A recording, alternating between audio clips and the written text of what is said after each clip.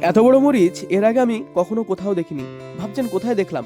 বলছি। তার আগে বলি, আমাদের স্কুলের এই জায়গাটুকু বেশ ফাঁকা পড়েছিল, তাই ভাবলাম কিছু ফুলের গাছ লাগিয়ে জায়গাটাকে একটু সুন্দর করে বেরিয়ে পড়লাম ফুল গাছের চারা কিনতে। গিয়ে দেখি চারিদিকে একবারে ফুলের মেলা বসেছে। গোলাপ ফুল, গাঁদা ফুল, ডালিয়া, ডাইনথাস, পিটুনিয়া, আরো কত রকমের ফুল গাছ সম্পর্কে আমার তেমন কোনো বিশেষ অভিজ্ঞতা নেই।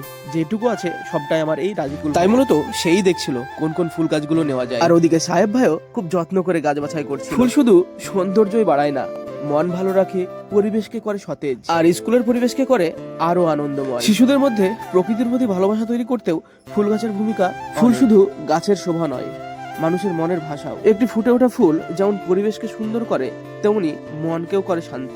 আমি সব ফুল গাছের নাম জানতাম, তাই এক এক করে রাজিকুলকে জিজ্ঞেস করছিলাম আর ফুল গাছ বাছাই করছিলাম, আর সেও দেখে নিচ্ছিল ফুল গাছগুলো সতেজ আছে কিনা। শেষ পর্যন্ত পছন্দ করে নিলাম এই সুন্দর সুন্দর ফুল। আপনারা কমেন্ট করে জানাবেন এই গাছগুলির দাম মোটামুটি কত হতে পারে। গাছ কেনা শেষ, এবার সোজা রওনা দিলাম আমাদের স্কুলের দিকে।